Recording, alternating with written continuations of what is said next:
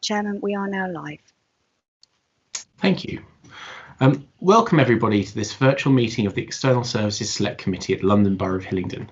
This virtual meeting is also being broadcast simultaneously on the Council's YouTube channel, Hillingdon London. So welcome to all those who are watching. The purpose of this committee is to monitor those bodies outside the Council that provide public services to Hillingdon residents. We scrutinise performance of those bodies and undertake in-depth reviews and witness sessions on topics, submitting any findings to the decision-making cabinet. My name is Councillor Nick Denys and I am the chairman of this committee. So this is part 2 of our annual update on the state of health services in Hillingdon. Yesterday we heard from the Hillingdon Hospital Trust and Mount Vernon Cancer Centre. Today we're going to be hearing from Central North West London NHS Foundation Trust, Hillingdon Health and Care Partners, London Ambulance Service, Hillingdon Health Watch, and maybe the North West London CCG. So we'll wait to see, and maybe some others as well who I might have forgotten. So, but before we start, I'm going to mention the online housekeeping rules. So, could everyone ensure that mobile phones are on silent, which I have forgotten to do. So I'm just going to demonstrate the importance of that by doing that right now. And if you have Alexa or any other such devices, please turn them off. Can you keep your microphone muted when you're not speaking, then unmute to speak? As chairman, I will call on those to speak during the meeting, and if you wish to speak, you can put up your hand in the function at the top of your screen, and I can see that you'll want to speak. In terms of technical meeting control, if any councillor leaves the virtual meeting partway through for a period of time, for example, lost connection, I will continue the meeting unless we are not quorate, which is 5 councillors. So before we start the meeting proper, I'm just going to do a roll call of those who are attending the meeting. After I say your name, please can you indicate that you're present. Councillor Devi Radia. Thank you, Chairman. Yes, I'm present. Welcome, Devi. Councillor Simon Arnold. Good evening, Chairman. I am present. Good evening, Simon. Councillor Ray Graham. Yes, I'm present, Chairman. Good evening, Ray. Councillor Stuart Mavers. Good evening, Chair. Good evening, everybody. I'm present. Good evening, Stuart. Councillor June Nelson. Hi, June. I think you were on mute just then.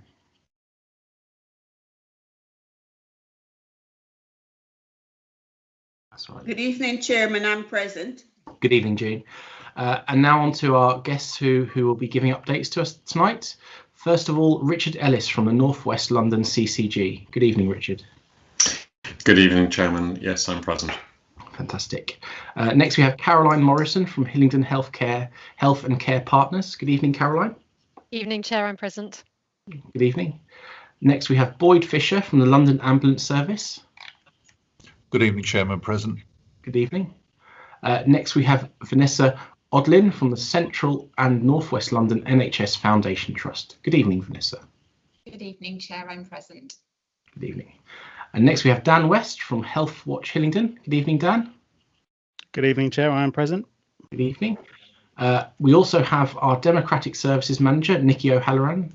Good evening, Nikki. Good evening, Chairman. I'm present. Excellent. So have I missed anybody? No. Excellent. OK, that's a good start. So we can move on to the agenda. Do we have any apologies for absence? Chairman, we've had apologies from Councillor Harangi and from Councillor Milani. Thank you. Does anybody have any declarations of interest in matters before this meeting? If there is silence, I'll take it as a no. Thank you. All items will be in part 1, which means they're public, so it'll be on the YouTube channel, and anybody who wishes to watch may watch us. So, right. Oh yes, and I've almost forgotten. Oh, we did the minutes last night, didn't we, Nikki?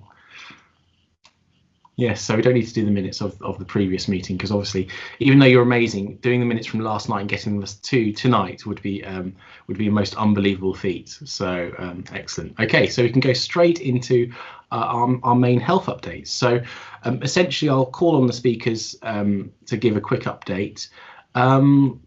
And then basically after you've given your update, I'll see if any of the councillors have any questions, and then we'll go from there. So first up, Richard, would you like to start? Thank you very much, Chairman. Thank you. And I think that in your papers you have a brief report from North West London Clinical Commissioning Group, and members will know that I'm the Joint Borough Director for the Hillingdon team within North West London CCG. I'll say a few things and then I would really welcome any questions or comments. The bulk of the report mentions the merger of the 8 CCGs on the 1st of April, creating a single North West London CCG. And I think it's really important to emphasise the commitment by this borough team to the 350,000 residents of Hillingdon, and that we are here to focus the services, particularly for primary care and with Hillingdon Health and Care Partners on acute and community and mental health services. And I'm pleased to say that the borough team is predominantly made up of the officers and managers and clinicians that you've worked with over the years. We have 1 or 2 new staff, and 1 or 2 former Hillingdon staff have moved elsewhere within the CCG, but predominantly the same team, and of course Caroline leading Hillingdon Health Care Partners, who'll be talking in a minute. I think what's also really important to add in this report is that, as members will know, the health service is going through a time of reorganisation and refocusing of priorities, returning to the long-term plan, and developing both an integrated care system across North West London, across the 2.5 million residents, but also focusing on the integrated care partnership for Hillingdon. And I know Caroline will say a lot more on this, but really building on the success of working with the local authority, the community services, Hillingdon Hospital and the GPs in Hillingdon. And although legislation has not yet been presented to Parliament, and there's lots of detail about what the integrated care partnership and the integrated care system means, I think we are I think we have behaved as if this is the direction of travel. We will continue to work together across organisational boundaries and building on all the success for local people that people and organisations have achieved. And for me, it's really important that committees such as this and the health and wellbeing strategy across the local authority is the way of measuring our performance against those objectives. There are a couple of other points that we talked about a lot at the meeting last time that aren't mentioned directly in the report. One is Hillingdon's continued very strong achievement on the local COVID vaccination programme.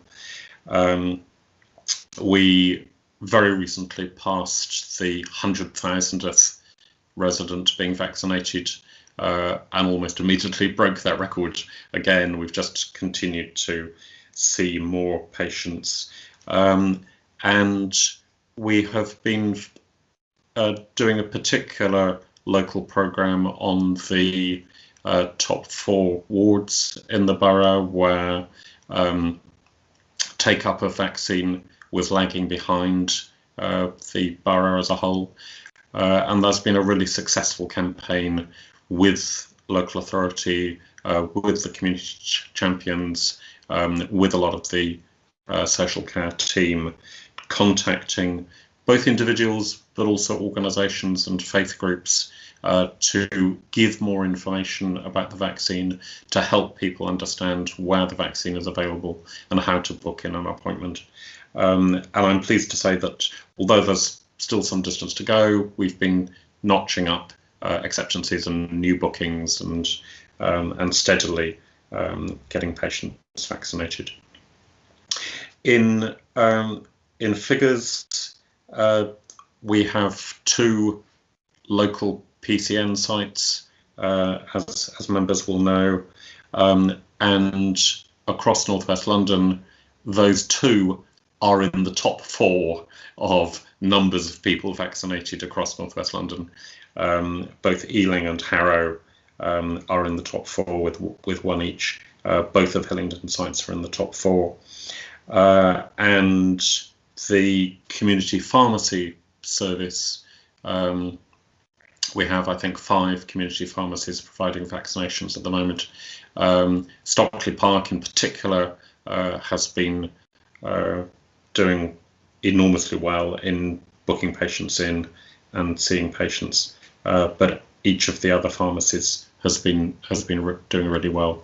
And I think just on the success of the flu vaccination program last year and thinking about the flu program this year, I think there's a lot of joint learning that we would want to develop with community groups, community pharmacies, general practice, taking forward. Lots of other things have been happening in the health service apart from COVID, although it sometimes doesn't feel like that. And general practice is continuing to see more patients. We're immunising children as well as adults, and gradually working with Hillingdon Hospital about seeing patients through the elective waiting list, through the cancer waiting list, through the waiting times for X-ray and endoscopy and all the other investigations that had to be put on hold over the last few months.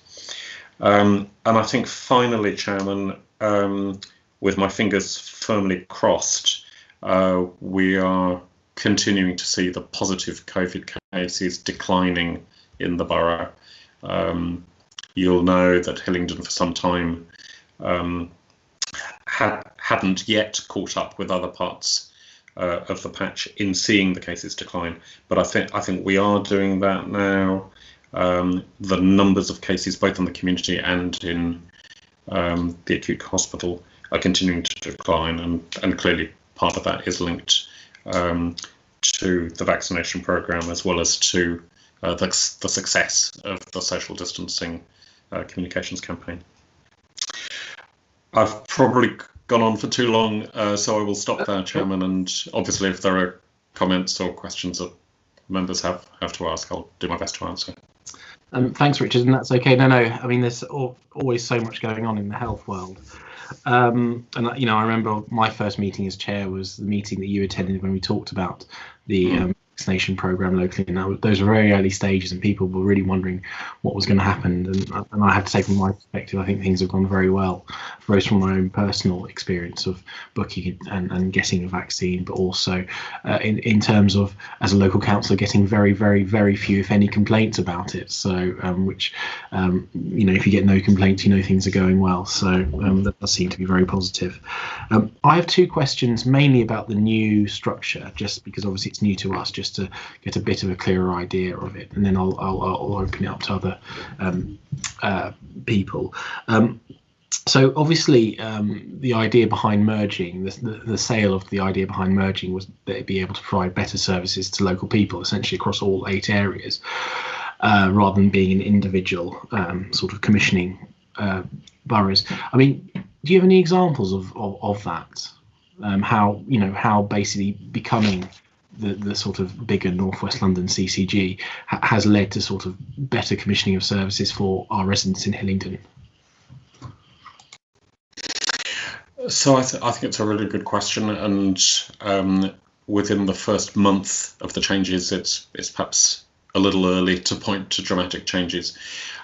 But I think there are a couple that I would say. First of all, there has been a reduction in the overall headcount of the clinical commissioning group, so that there were some aspects of commissioning and procurement that were being done 8 times and that could probably be done as effectively with a single team. I think what is also important is that several things change at once. And so clearly, as the health service moves away from the commissioner-provider split that we've been used to, the nature of commissioning and talking to organisations such as CNWL or THH is much more around partnership working and looking at the funding available across the health and care system for the benefit of the patients as whole patients and as whole families. I think it's too early to point to immediate results on that, but I think the way of looking at, for instance, support of patients nearing the end of life has improved by that collective focus on the service with all organisations paying attention to it. And Hillingdon, for instance, has for years been developing integrated discharge approach to helping patients move from an acute hospital to the right place as quickly as possible. And I think finally, I think the vaccination programme is really an example where we worked together across the boroughs as a single CCG with NHS London, with the Department of Health, really fighting our corner. I mean, Hillingdon has done well, and so have the other boroughs, but working together to maximise the supply of vaccine to North West London as a whole. And I think we have really been able to do that over the last three or four months, both as 8 CCGs and a single CCG, more effectively than we could have done just as elements. No, thank you. And I'll save that question again for next year. So to get more examples. Or next month, yeah. Oh, next month. No, next year, don't worry. Or maybe 6 months. So my second sort of follow-up question is, of course, you know, in terms of sharing expertise and getting sort of value through scale, you know, making organisations bigger makes sense. But I suppose a slight worry, and this is only a worry not because of anything I've heard, but just purely because of size, is the sensitivity of commissioning to local needs. Because obviously, you know, logic might be completely wrong, but a smaller CCG, which is local, might be more in tune with the local needs of our population. Obviously, you know, we within our committee, we serve different areas and we have different needs within Hillingdon. So how can we make sure that the actual needs within the different parts of Hillingdon aren't lost within this sort of bigger commissioning structure? Or is this a worry that I shouldn't be worried about at all? I would never say you shouldn't be worried about that, because I think that goes to the heart of what we're trying to do, both at Hillingdon and across North West London. I think that's absolutely the million-dollar question about how an organisation serving 2.5 million residents can truly serve the needs of the 350, 370,000 residents in Hillingdon. And as you say, communities within Hillingdon are different, and some of those communities have similarities with parts of other boroughs in outer London, and indeed with boroughs outside North West London entirely. There are similarities, but absolutely there are differences. And trying to find one size that fits all between Chelsea and Uxbridge isn't going to work. I think that we are absolutely focused at borough level and working with Hillingdon Health and Care Partners and colleagues in the local authority and the other health organisations here. We're absolutely focused on how we get the most for the residents, addressing the local views and the local complaints or comments that we're receiving. And I think that's what North West London will expect us to do, and we won't be shy about telling North West London what needs to happen at an investment level or a service level to help improve those services. And I think the work that the local authority has been doing through the public health strategy and the health and wellbeing strategy is a way of declaring what is important to Hillingdon.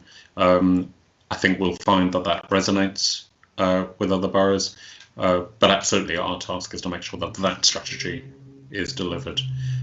But I think we will be having to think in 3 dimensions, as it were, for a long time. Thank you. And again, this is probably something which would be really good to pick up again in 6 months or a year's time as things start working. Thank you for that. Debbie, you have a question. Thank you, Chairman. Could you kindly help, for those of us who don't really understand commissioning, could you help us understand what the process looks like? So would I be right in thinking that you need to supply health services for the Northwest area and then you sort of open it up to an open competition? And if it is competitive, I mean, would you say there's competition in the sense that we would recognise it, or is it just the same 2 or 3 providers circulating around who sort of sweep up all of the contracts? Is there a real sense of competition when you're commissioning services, and therefore are you able to choose services that really are the most effective? And this follows on to my second question, which is about the merger. So now that these 8 CCGs have merged together, would the size of the contracts be larger when you're commissioning, and therefore would that further reduce the pool of competition? So those are both really good questions, and I'm not sure that I've got either the time or the skill to answer each of those properly. I think the short answer on your second is that the benefits of scale will lead to some procurements at a North West London level.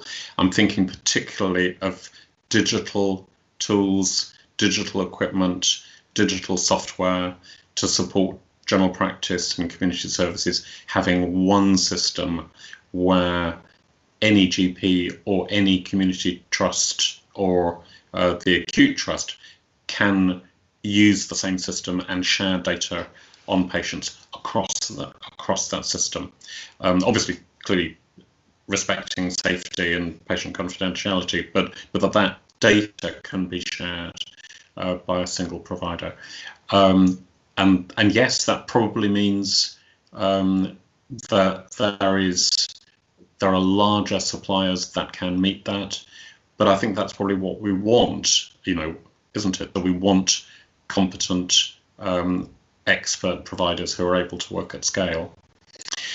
But I think on your first point, commissioning over the last 20 years, I suppose, has been around how the NHS, as a public funded organisation, can direct its money through other publicly funded and publicly accountable organisations for the provision of services, and we've seen that, and we see that through the NHS trusts represented now.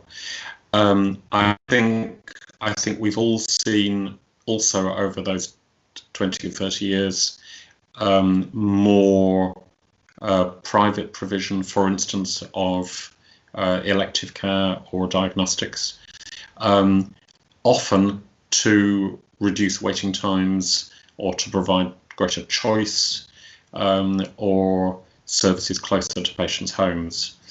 And as I say, although we haven't seen the detail of the new legislation, we anticipate that there will be less requirement to procure competitively some services than we have done over the last few years. So I think the NHS family, the health and social care family, will have the opportunity to see investment within those organisations rather than necessarily having to procure every service externally. I'm sure I haven't scraped the surface of your question, but was there anything that isn't clear or anything else that I could add to that? Yeah, that's fine. That's fine. Thank you. Thank you very much for that. Thank you, Richard. And as we have no more questions at the moment, I will move on to our next meeting. But thank you very much, Richard, and we look forward to hearing more in the future about how the new system will be working. Vanessa, would you be happy to go next? Sorry, did you say Vanessa? I did say Vanessa, yes. Yeah, that's absolutely fine. Again, you'll have seen the slides that we've put together, which give a very, very high level snapshot of the services that we provide in Hillingdon from CNWL. But what I'm going to do is actually just try and pull out some highlights and some of the things that I think are really important. I will also try and cover some of the questions and points raised that came up at the last meeting that I came to at the end of last year. So I'll try and cover those up off in my update. So if I start off with our community services, so our physical health services, and I'll cover adults and children within that update. I think most importantly, over the last kind of 4 to 5 months, actually, we've had a real focus on discharge out of hospital. I think I spoke about this at the last meeting and was saying actually how important it was that as a community provider, we really focused on trying to A, keep people out of the acute hospital, and B, tried to discharge people when they were ready. That's been actually really successful. We've also looked at intermediate care beds. We've thought slightly outside the box as well in terms of providing some beds within our mental health older adult ward for those people who have more challenging behaviour, but who also have some physical health needs. We have done that for a set period of time over the last wave of COVID, which really supported the discharges out. We've also been focusing on ensuring we've got capacity to enable our 2-hour urgent care response times for end-of-life visits, which has been vital now and over the last couple of months. For our children's services, we've actually just embarked on a huge piece of transformation work, which is engaging both the local authority, CNWL, and working with the CCG to think about how we ensure that children's services are working together and are integrated so that we can really work on that prevention. We know that there's been lots of difficulties around children, and especially over the last around COVID over the last year. So we're really keen to kind of work very differently in terms of that integration. The other thing, just to highlight, Richard did mention in his CCG update around the vaccination work that we've actually been engaged with. So CNWL has played a huge part, and publicly a massive thanks to many of my team members who've just kind of gone above and beyond and thrown themselves into making sure we can get that done. And moving on to our mental health services, I guess what I didn't say at the beginning is actually we've been working on a real focus around integration and working on what it looks like in a practical sense, so we can kind of very much say from a strategic point of view that we believe in physical health and mental health coming together and that we wrap care around patients. But what we've been trying to focus on is what that means in a practical sense. So what does that mean for someone who's actually needing both of those things? We can very much put the words around it, but what does that mean for our teams? So we're really focusing on what that looks like at the moment in Hillingdon. I think last time I talked very much about some of the programmes that we were starting in terms of our mental health work, so really focusing on what I consider to be the urgent care pathway for mental health patients. So actually when people need a bed, that we've got a bed, and that we keep people in hospital for the least amount of time possible. So similar principles that we've worked with Hillingdon Hospital on. I'm really pleased to say that our average length of stay has dramatically reduced over the last 4 or 5 months at our Riverside Mental Health Unit. We're now down to an average of 30 days, down from, it was about between 50 and 60 days when I was last talking here. So actually we've dramatically reduced that. And I can't say that that's just been CNWL. That's actually been us working with the local authority, so our mental health social workers who work in London Borough of Hillingdon. Our CCG colleagues have also been around the table. We've actually really worked together to have robust discussions in terms of where people can be discharged to, and I'm really pleased to say that's been a success. We've also commissioned, we've set up a new community access service within CNWL. That is a team that actually follows people out of hospital and supports them settling back into the community if being an inpatient has been, I guess, very challenging for them. I'm also pleased to say that we've actually had some money, and we've set up a contract with Age UK to support our older adult mental health older adult population.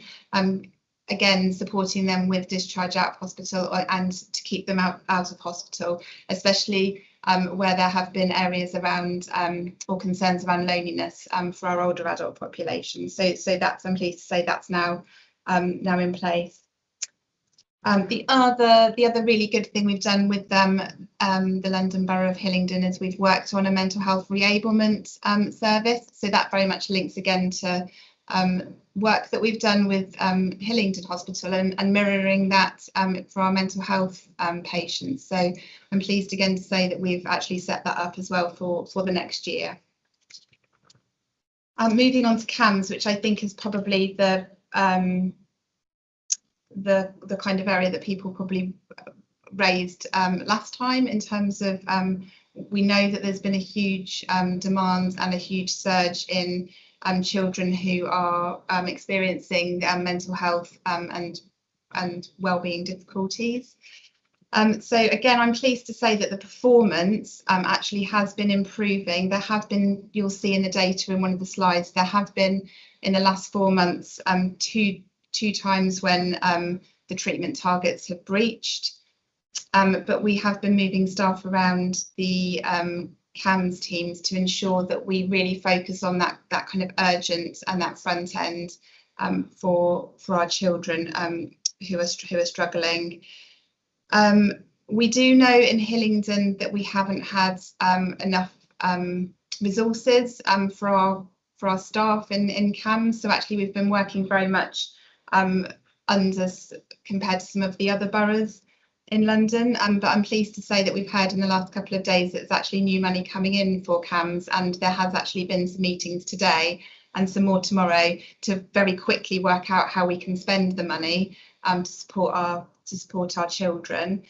We've got a new digital offer coming in at the end of May to support, so it'll be another way of children who require support accessing treatment through a digital offer.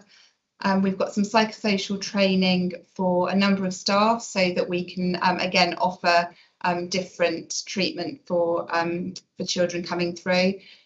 We do know that we've got some really complex individuals in Hillingdon where they are probably coming up to say probably about the age of 17, and we know that they're going to come into adulthood, and rather than waiting for that to happen, we're actually going to work on going to do a piece of work with London Borough of Hillingdon, CCG and CNWL to have a look at what we can do to support those patients and their families well before they start to reach 18. So actually as they're 17, what can we do over the next year to support them either in their placement or to transition to different teams.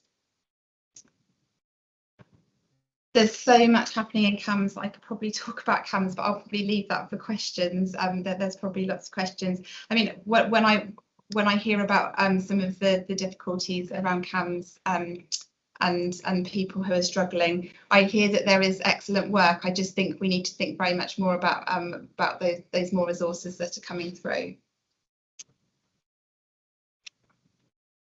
To cover off some of the actions, I think, or some of the questions that came through from last time, I talked about the COVES last time, which is a non-medical model to support people in the community. We have seen an increase in those referrals. They're still not quite where I'd like them to be. They're around about 10, but you know, they have doubled over the last couple of months.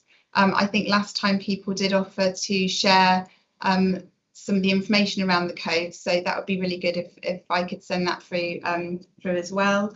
I also I think last time was asked about the Section 75 and the termination of the Section 75, which actually is now a year. I think that's happened about a year ago. So I can say that actually the relationship, I think what was tricky when that first happened, actually the relationship now is much better.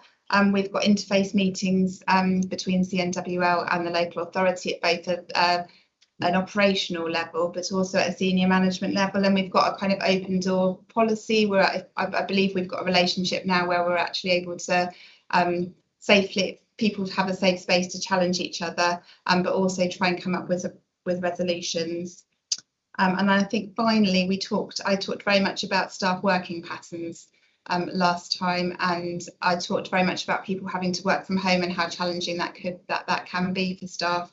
I'm pleased to say that actually we've got people back into work. We've got people working on a kind of 60-40% split, so between working at home and working in the office, and still offering face-to-face appointments for our patients when they need that. So that's it from me. Thank you.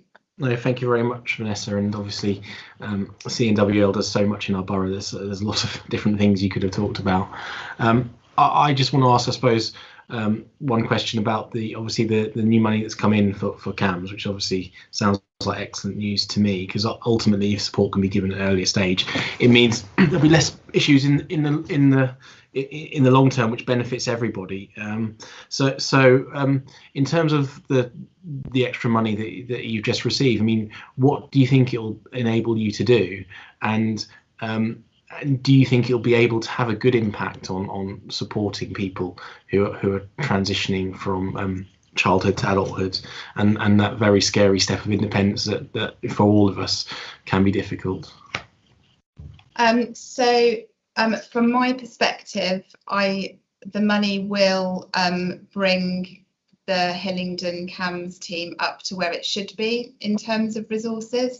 What the team have been working out today, because actually this is like hot off the press, just heard in the last kind of 48 hours. The team need to work out how much they'll be spending on bringing the team up to what's needed. So what that would give is ensuring that we've got both a CAMS team that can ensure it's looking at the routine referrals as well as the urgent referrals, so people not having to kind of very much jump from being pulled from doing routine referrals to urgent, because actually we're there, I guess, firefighting. So I would hope that we could then actually have the care and support for people that are both in crisis, but also that we do more of that preventative work.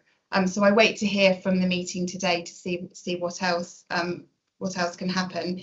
The bit around transitions, I think that sits with both adult services and in our CAMS services, as well as our local authority. And I know our CCG colleagues are also really keen to think about what that looks like. So I think that we need to do that with our existing resources. If there were more resources, that would be excellent. But I think that's more about how we work, how we talk together, and how we build our relationships between organisations to almost follow those children through into adulthood.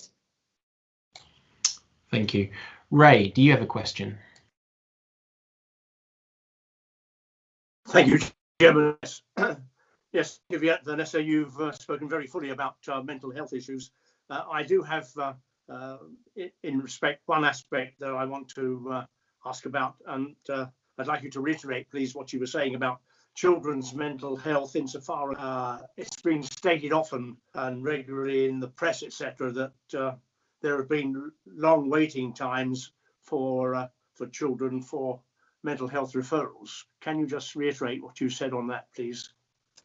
So we have seen an increase in referrals. I think it's documented in my slides that there was an increase in referrals this March, so March this year.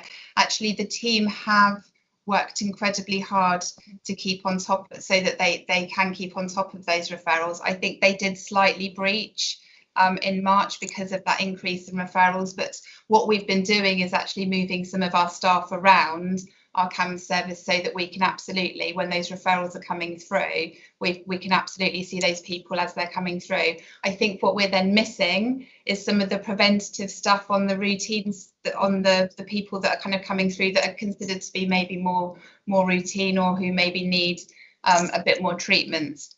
So referrals have increased, but they are actually managing to keep up. I think the waiting lists that I think that are being referred to nationally are very much around the kind of specialist treatment that's required for some of the children. So maybe that they've been assessed and they've had some treatment, but actually it's more around the kind of more specialist treatment that's required. And I'm hopeful that some of the money that's coming through means that we would be able to employ some more staff to be able to focus on those waiting lists where they require specialist treatment. Thank you. Okay, does any more? All right, Stuart, do you have a question? Yeah. I suppose just looking ahead, I assume, well, because they're specialists in themselves, psychotherapists and others, would there be any barriers, or I'm not sure, you know, how many are available and what areas, and obviously there'll probably be a number of different areas competing for that skill base. Is there any reason why there might be a delay in recruiting those skills?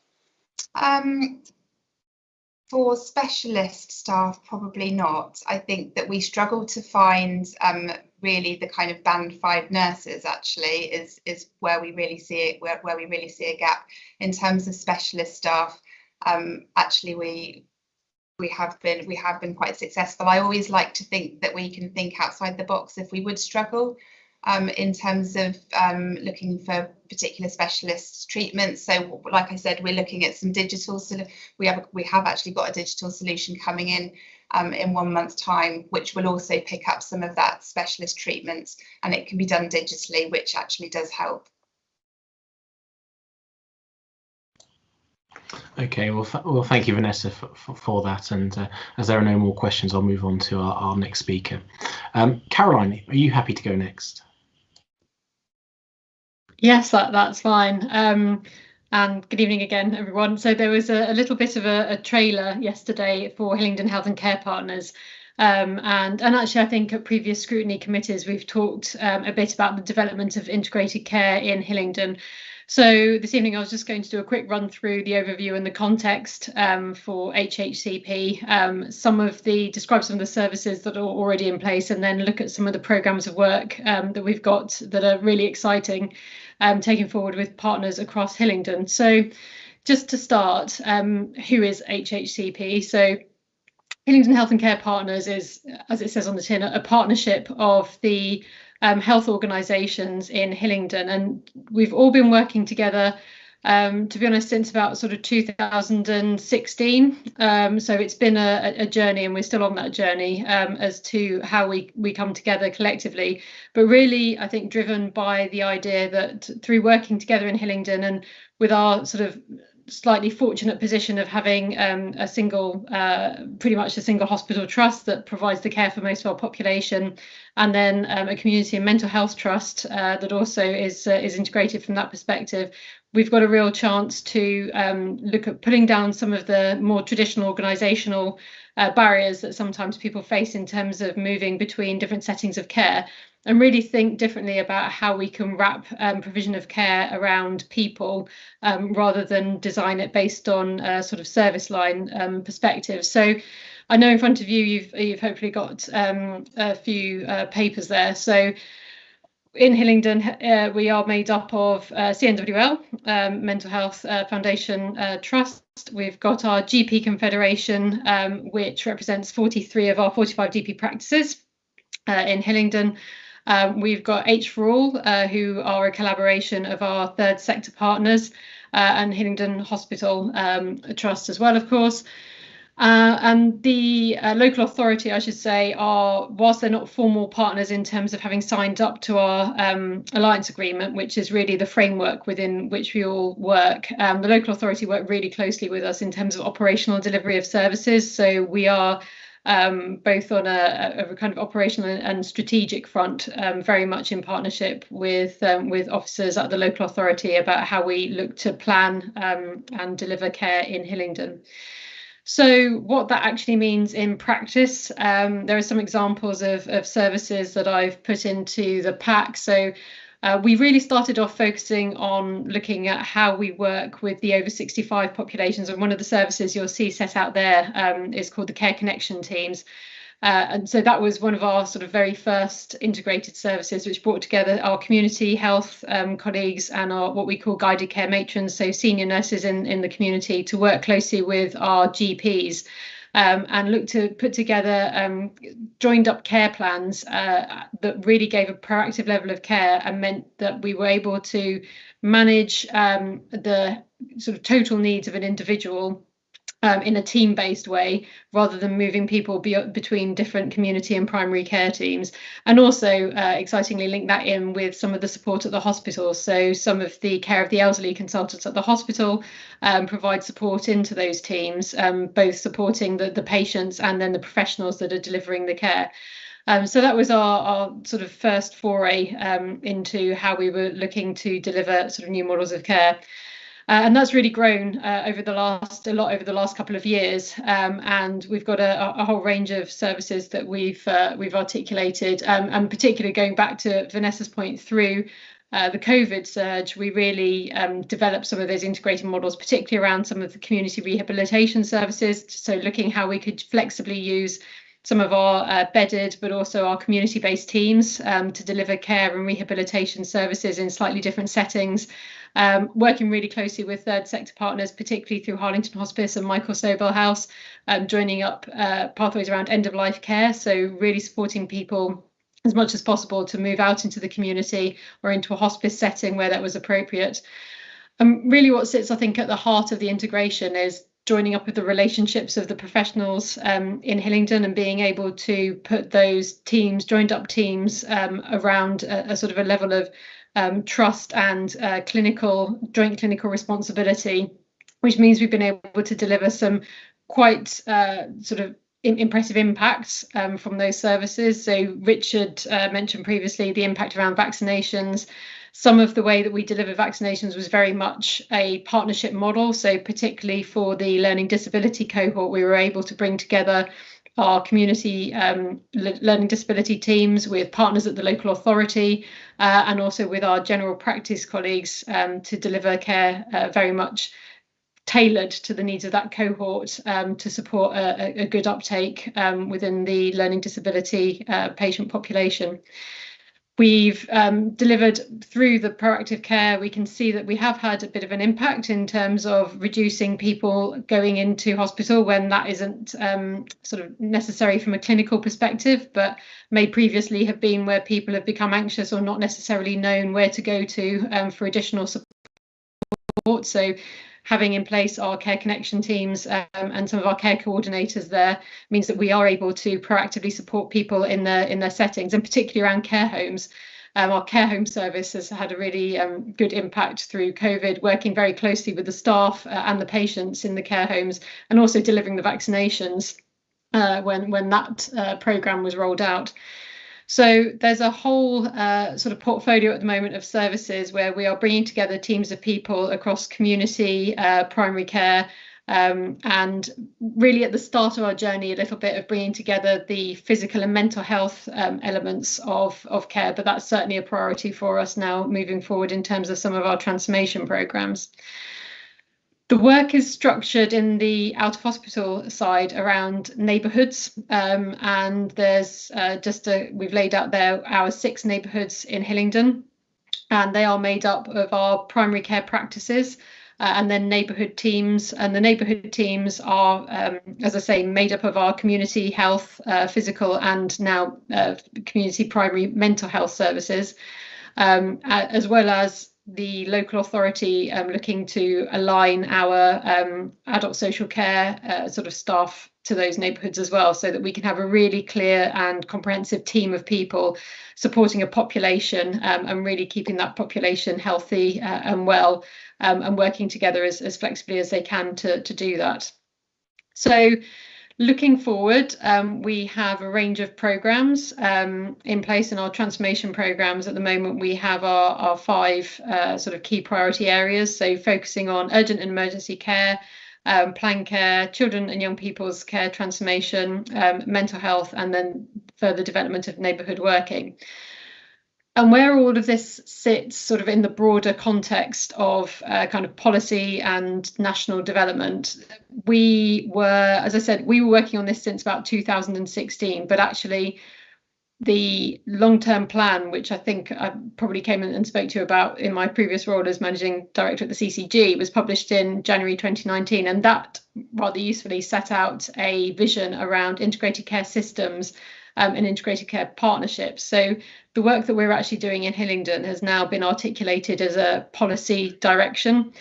So going back to the changes with the CCG and some of the changes around removing what was previously quite a prescriptive approach to commissioning and procurement, actually we're seeing far more opportunity for collaborative working, which actually allows the type of partnership working that we're talking about to flourish, and kind of we can take the opportunity there to really think a bit differently about how our services are resourced and moving that resource around to get it to the right place.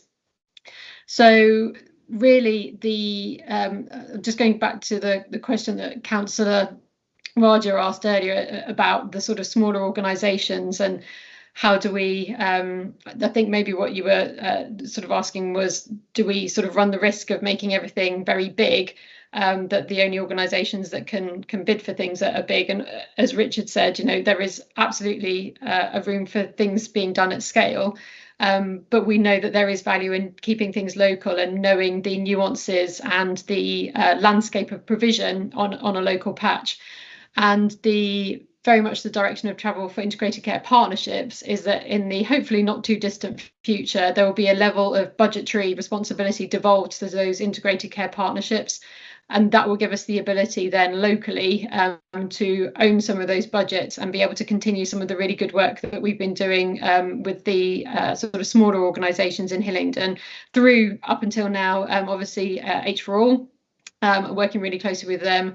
And we have seen really significant benefits from how we work closely with some of our third sector and local partners. So that for us, I think, is where we see some of that local nuance and local development of the provider opportunities really sitting in the future is around integrated care partnerships. All of the programmes of work that we've got in place also really align with the North West London priorities. So as much as the CCG's moved into being a single CCG, the integrated care system in North West London, which is the collaboration of all of the providers, all of the single CCG, the local authorities are also partners on the ICS board. They have a range of priorities at a system level, which are then being translated into place-based priorities for us to deliver. So because what we don't want to do is also drive unwarranted variation across the patch. So there'll be a level of consistency of standards, but the integrated care partnerships locally will then be able to support our local programmes of delivery, which for us really align to the joint health and wellbeing strategy, which Hillingdon has done a lot of work on over the previous years and is currently refreshing, as well as all of the work that we talked about last night in terms of the transformation of the models of care to support a new build at Hillingdon Hospital. So we are working really hard to align all of our plans collectively across all of the partners, so that we have a very clear vision for health and care in Hillingdon and are able to deliver against the sort of aspirations and ambitions set out in that. So for HHCP, I think we are probably sort of at an early point of the journey. We sort of come out of the garage and maybe got to the end of the driveway. We've got a little bit further to go in terms of now working through the kind of formalities and getting ourselves to a position whereby April 2022 at the latest, which is what the current policy direction sets out, we can then take on a budget locally and manage that with the partners that we have in the borough. And really drive through, I think, some of the very exciting transformation that we can put in place through the neighbourhood configurations and working with our partners. But that was a bit of a whistle-stop tour through. I know from last night there are probably some more questions about sort of what HHCP is and what it can deliver. So happy to take any queries on that. Thank you very much. No, I think this is a really interesting development, and I mean, in my short time as chairing this committee, it blows my mind when I delve into the local health landscape and all the different people who deliver services and how they do it and how they link up and all this sort of stuff. And it's not 3D chess, I think it's 6D chess. So to have somebody, I think, looking at that from a strategic point of view and able, as you do, to understand it very clearly for your previous history with us, and then help things integrate and work together better, very well, does sound like a good idea to me. But I mean, I've got some very basic questions, just to get for me to get an understanding about the role that you have. So who created it? Who sort of owns your role? Because you have this very interesting maverick position at the moment, which I'm sort of slightly jealous of, because maverick positions are very fun. But I just wondered, who are your paymasters? Who created your role? So the partnership created my role, which I realise is slightly ducking the answer. So I think there's two elements to it. One is the Hillingdon Health and Care partners are, as I said, governed by an alliance agreement. So everything that goes into that alliance agreement, which was amended to include integrated management functions, including my role, is a function of the partnership. So as set out previously in terms of those organisations. So we have a board. And I think there's a kind of a slide on that in the papers. So we have the Hillingdon Health and Care Partners Board, which has representatives from all of those organisations, plus the local authority and Health Watch around the table. So in essence, my role is accountable to the board of Hillingdon Health and Care Partners in terms of practical sort of employment, because Hillingdon Health and Care Partners isn't an organisation in and of its own right. So my role is employed by CNWL Trust, which was agreed by all of the partners. So there was a process by which that was all agreed and signed off. So yeah, from a kind of employment law perspective, I'm employed by CNWL, but actually my accountability is to the Hillingdon system and the members of the board. So basically, how long is this experiment going to be tried, or is there a timeline, or in terms of, because it sounds like a really interesting project, and obviously you're at the end of your driveway looking to go left or right. I don't know how busy the road is, probably quite busy always in healthcare. It's always a very busy road, but I just wondered, how long is it envisaged that your role will exist in order to see if it will do all the great things that we think it can do? So I think the policy direction around integrated care, partnerships and place-based care is in a white paper at the moment, and the plan for that is to go through government, I think at the moment in March 20, well, I'm not sure, at some point during this sort of legislative term. Those things move, as we know, but it's certainly really clearly set out as a policy direction. In terms of my role, I think at the moment that is sort of, as long as the kind of the partnership thinks it's the right sort of role and process to have, but certainly place-based care and integrated care partnerships are enshrined in the white paper at the moment, and so they are very much the direction of travel, and they were set out in the NHS long-term plan, which was back in, I think, January 2019. So it's been a kind of couple of years coming in terms of the formalisation of it. I'm sure there will be evolutions, as there always is in health and care, as to any of the sort of parameters around that, and how teams and how sort of the leadership of that sits, and the statutory nature of that, because at the moment place-based organisation or a place-based organisation is not a statutory organisation. As I say, it's an alliance, and I think I'm sure there'll be some thinking about that as the kind of legislative process moves forward. But certainly place-based care and ICPs are very much sort of envisaged as being the future, as much as anything in the NHS is ever the future. So we tend to move in cycles, don't we? So I wouldn't like to put any money on it, but it's certainly at the moment it is very much the long-term direction of travel is place-based working. No, good. I mean, the reason I asked the question is because I think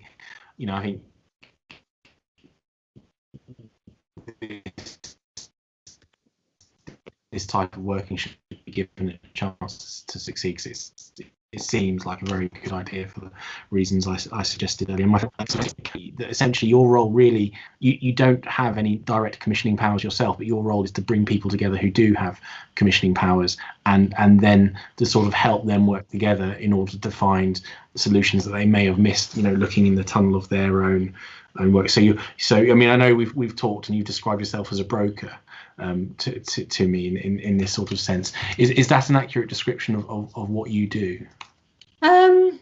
I think the role that I have is some of it's about the ability to look across the system and work with partners to, yes, collaboratively problem solve and look at how we can, as a partnership, do things that we maybe couldn't do as individual organisations. So spot the opportunities and work with partners to deliver on those.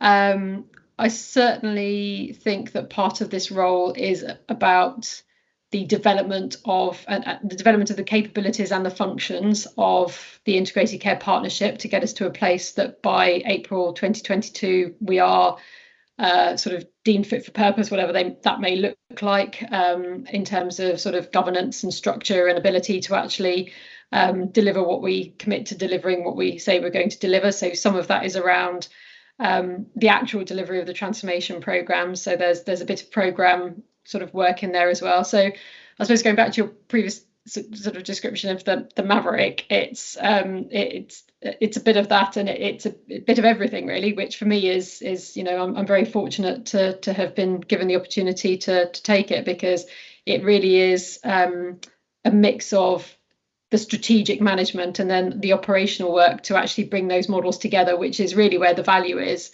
in integrated care, and be negotiating that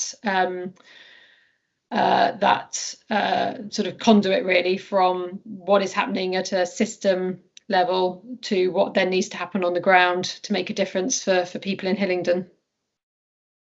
No, thank you. That's all really useful and helps me understand your role a lot better, which is great. June, you've got a question.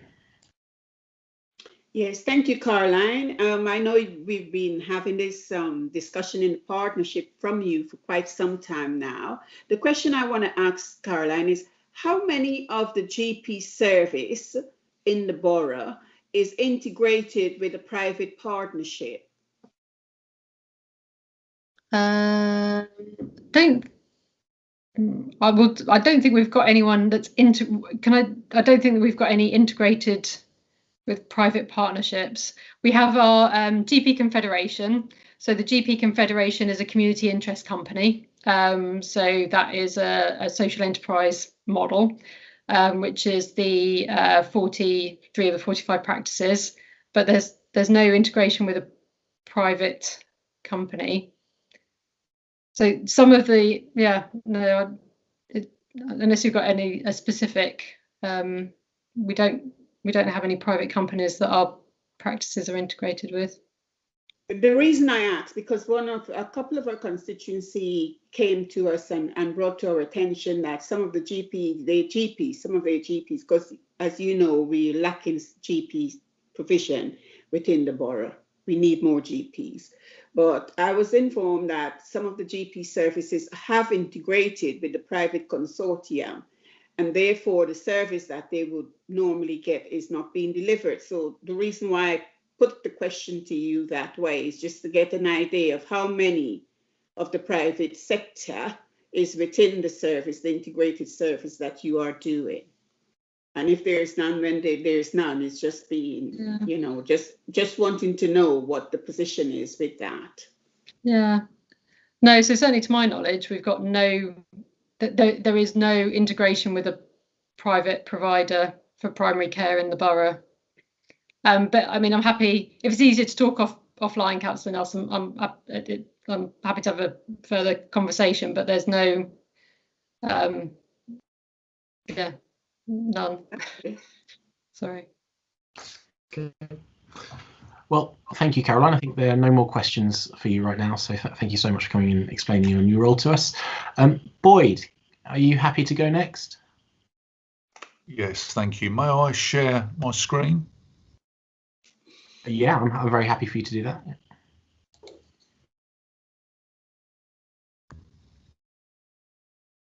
Hopefully everyone see that. Brilliant. Thank you very much. Thank you for the opportunity to speak to you this evening about the LAS, particularly LAS in Hillingdon. So I guess the first thing that everyone wants to know about an ambulance service is what are your response times? That's that people want us quickly. So these figures are taken within the Hillingdon CCG. They are from the 1st of April 2020 to the 31st of March 2021. So an entire year's figures. The figures in brackets on the right are the statutory targets that we've got for those calls there. As you can see, we've pretty comfortably come inside those in the Hillingdon area, which is really pleasurable to see, because those figures are there, those response targets are there to save lives, and that's what they do ultimately. Looking at the see and treat rates, 40%, that accounts for about 16,000 patients in Hillingdon. So those patients have been contacted face to face by crews and referred to a clinical pathway, or treated and left on scene with advice by the crews themselves. So that's 16,000 out of approximately 40,000 patients that we've seen face to face in the Hillingdon area over the last year that weren't taken to ED. So it's relieved some of that strain on the Hillingdon Hospital. Job cycle time is that's the time from when the crew receive a call from the Emergency Operations Centre to the time they inform the Emergency Operations Centre that they're ready to accept the next call. 84.1 minutes. That's the lowest in the LAS. So it means that our local crews are more efficient. They're working more efficiently by doing that. The blue call on scene time. Blue call is a category of patients who are the most sick and require a blue light and sirens conveyance to hospital, straight to the resuscitation room. It's important, therefore, that a minimum amount of time is spent pre-hospital. So the time that the Hillingdon crews have averaged over that year is 34.8 minutes, which again happens to be the lowest amongst any of the crews in any of the other areas in the LAS. And our arrival time to hand over at the Hillingdon Hospital is 14.9 minutes, which is very supportive on the hospital's part and within targets. So a little bit more about the LAS in Hillingdon. We're currently running out of 2 stations, one at Hillingdon and one at Hayes. We had small units, or we have small units at the airport and Ruislip. They're both being used as standby points now, although Ruislip is to close permanently in the summer as the site is earmarked for development by the landlord. To give you a bit more detail, again locally, we've got 135 staff. We run at the peak 14 ambulances in the area, 4 fast response vehicles, the cars you'll see running around, and we attended around 40,000 calls, as I said before, in the area. So innovation in the LAS over the last year, electronic patient care records is EPCR.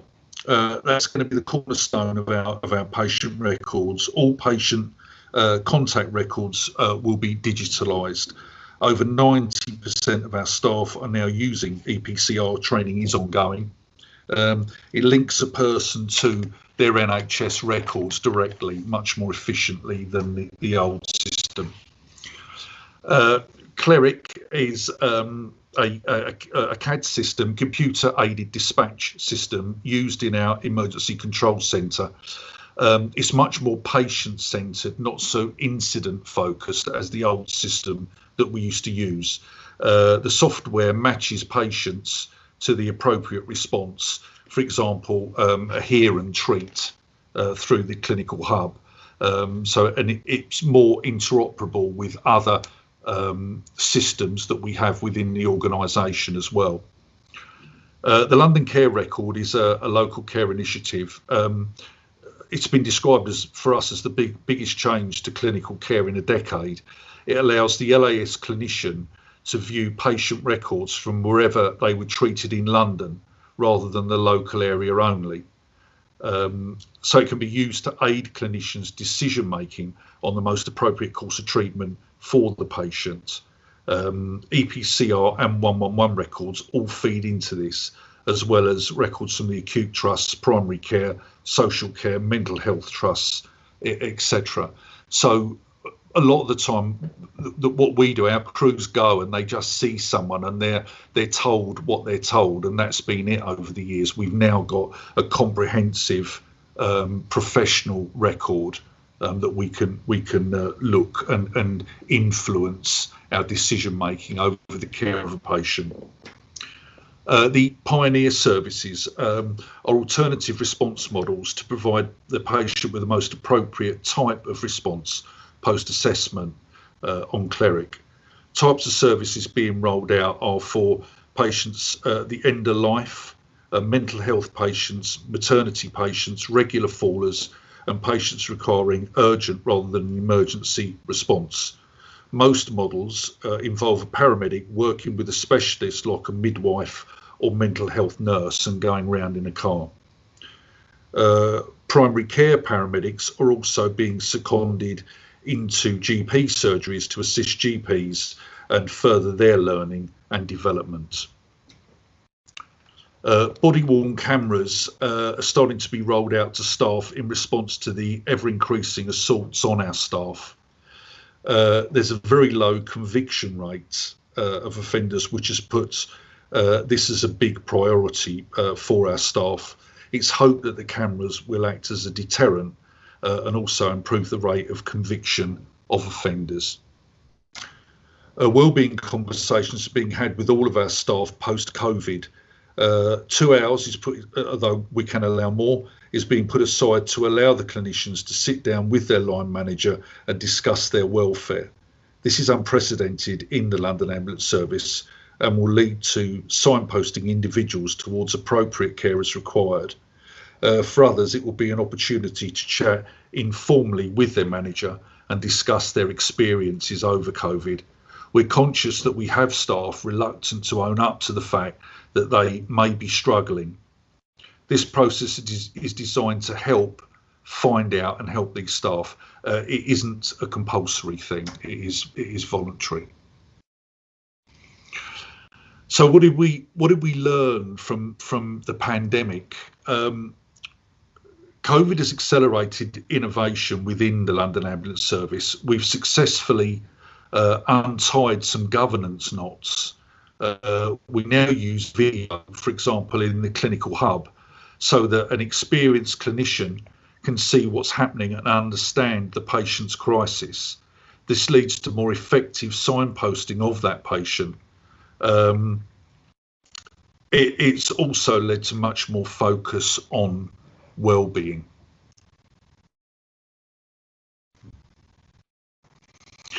So the risks and challenges now. There's a risk we're trying to anticipate and meet the demand post-COVID. And it is a bit difficult to do at the moment because life is returning to a new normal as we know. It's not quite as straightforward. So predicting demand is not easy, and we continue to work on that. Potentially we'll have staff returning to Australia. They've not been, we have a lot of Australian staff, they come over, they're youngsters, they haven't been able to see their parents for a long time. Largely they come and use the experience to travel to Europe and see Europe. It's much easier for them. They've not been able to do any of that, obviously, and they haven't seen their parents. Some of their parents have been ill, they've not been able to travel. So there is a chance that we will lose some of those paramedics. What we're doing is we're overstaffing at the moment in response to what we think will happen.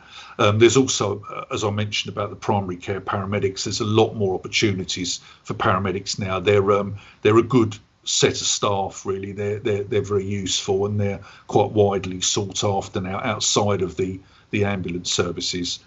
And of course, we don't know whether we will end up with another wave of COVID, and whether that will be the same as before. One of the things that we did through COVID, which I talked about last time when I had the opportunity to talk to you, was about that we've developed very close working relationships with the LFB, private ambulance services, as well, to come in, and they've come in and acted as drivers for our clinicians during the COVID period.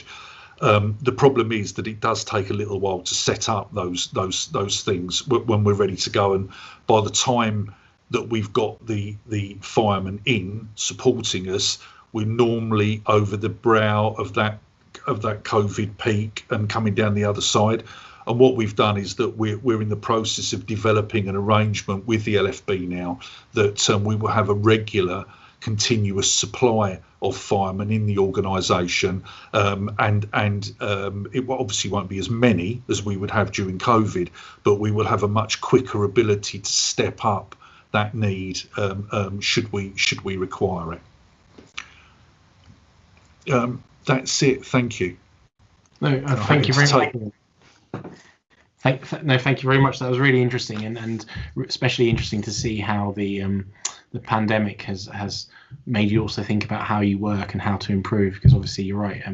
I was going to ask a question about future demand and what the COVID crisis has sort of done for that, but you answered that very well before I even got to that. I'm also very pleased to hear about the body worn cameras, because obviously your staff, they go out to places to help people when they're really in need, so they deserve protection as well. So I actually don't have any questions, because all the questions I had you answered already, so there's some sort of telepathy going on here, so thank you very much.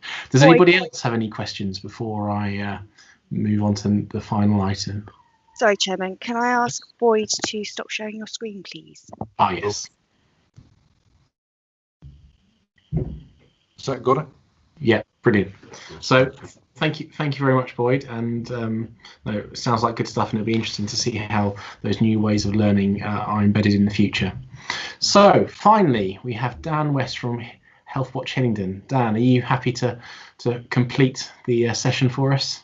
Absolutely, thank you, Chair, and I'll try and be brief so everyone can enjoy their evening. I think for us, the most notable and most relevant piece of work that we've done over the last sort of 6-month period is our survey on vaccines. We started, I think it was tail end of November, just before the rollout was, it was at the same time that the MHRA did actually approve the Pfizer vaccine. So the initial idea, we partnered with North West London CCG, and the idea was just to understand the level of confidence in the vaccine itself. Obviously, this ran up until late February, and we did actually receive some answers in March as well. So we saw the full scope of just before people were receiving the vaccine up until I think realistically by that point, most of the first 9 cohorts had been completed. Rather than going through all the individual statistics from it, what I'll do is I'll just sort of recap some of the recommendations. We will be publishing the report specific to Hillingdon. There was a lot of work that was done around it during the time that we were running it, because we were sharing it on a weekly basis with all our partners across North West London. We received, all in all, it was 5,600 responses across North West London, with 1,000 of them coming from Hillingdon, which was great to see Hillingdon so well represented. For Hillingdon specifically, the issue obviously that we saw was drilling down into the hesitancy and seeing what was causing vaccine hesitancy and what was missing. So from that, looking at the demographics, obviously the key issues were amongst the BAME community. Age related, so the younger cohorts tended to have higher levels of hesitancy for the vaccine, and geography, which obviously has quite a big overlap with ethnicity as well. Now, because obviously it became apparent very early on, and the results didn't really change throughout. Once we got the initial sort of glut and the initial response, they more or less stayed the same. We were able to do a few things during the course of the survey. So we did actually run a focus group, again in partnership with the CCG, with third sector organisation REAP, with members of the BAME community, just to understand what some of the concerns were. A lot of the issues really do come down to what at this point we would consider to be quite sort of basic and low level information, which I think as professionals we do take for granted. So it's obviously there is an issue there with dissemination of this information in the public, especially within specific communities.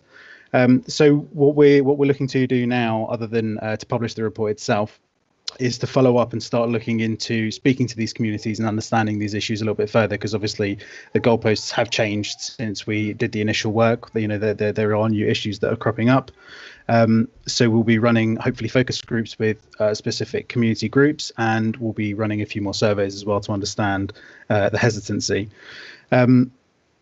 Other issues that we've been experiencing or we've been hearing about, the feedback. Access to dentistry has been a hot topic for us. That is, we've been getting multiple contacts a week regarding dentistry. Not so much at the beginning of the outbreak, it was actually to do with getting appointments, as you'd expect, but later on it has now been just being able to register at a dentist. That is one of the biggest issues, and it seems to be the NHS capacity of dentists that is the issue here. So we have, with Healthwatch England and all of our North West London and our London Healthwatch partners, had a meeting with NHS England, which did answer some questions. And we've got some plans locally for Healthwatch Hillingdon that might possibly help, but it's really at this point it's going to be a few years, I think, before we see more normality for dentistry. GP access has come up as a theme as well, most notably face-to-face appointments. A lot of the time it's mostly for us to explain to the public the way that GPs are running at the moment in terms of e-consult and phone like triage appointments and things like that. So once that information is given to them, it's usually understood a little bit more, but we are seeing that come up quite consistently. We're also starting to see a return of what I would describe as pre-COVID feedback, so more sort of baseline, because during the beginning of the outbreak we obviously saw a huge drop off. Not many people were accessing the core services, so we didn't really have that pool of feedback. So we are starting to see those drip in again, and we've got quite a few things planned for the future. We did unfortunately lose one of our our children and young people outreach officer to another organisation. So we've only just recently recruited into that role again. So we're picking up the threads that were left there. So we're doing some work around, like I said, we're picking up the normal threads of things like CAMS with CNWL, but we're also looking into the effects of COVID onto the young generation as well, and also their opinions and feelings around the vaccines as well. So we've got quite a lot on our plate. We've been really well included this entire time, and it's due in no small part to Hillingdon, now North West London CCG, and Carolina, the HHCP as well. We have not wanted for any information. We are more or less, I think I've seen you 3 times already today, Caroline, so we do speak a lot. So yeah, we've been in a very good place this last year in terms of our inclusion, and it does mean that we've been able to act on almost every issue that we've seen very quickly. So yeah, that's everything from me.